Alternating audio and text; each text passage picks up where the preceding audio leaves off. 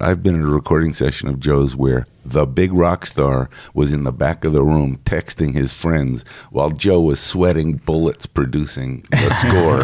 And I thought, this doesn't look fair. Well, because his name is going to be all over the movie as like music by, and then in small letters we'll say, and Joe Trapanese. And I thought, no fair. Well, it's I love being, quote unquote, the fifth Beatle. Like I think that's, I think obviously, the Beatles are the Beatles, and they wouldn't be that without their producer, without George Martin. Without George Martin, they would be nowhere. But only us sitting at this table know who George Martin is, and those of us listening to this podcast, many people don't know who he is, and he is as important as John, Paul, Ringo, or George. Do you like that Oz kind of feel behind the curtain, or it's funny? Is there something about like going to an event and being like, nobody's asking for Joe, but Joe did all the work? Well, it's funny. It's funny that you mentioned that, because that is exactly, how some of the artists I've worked with have spoken about the magic in the room. I think,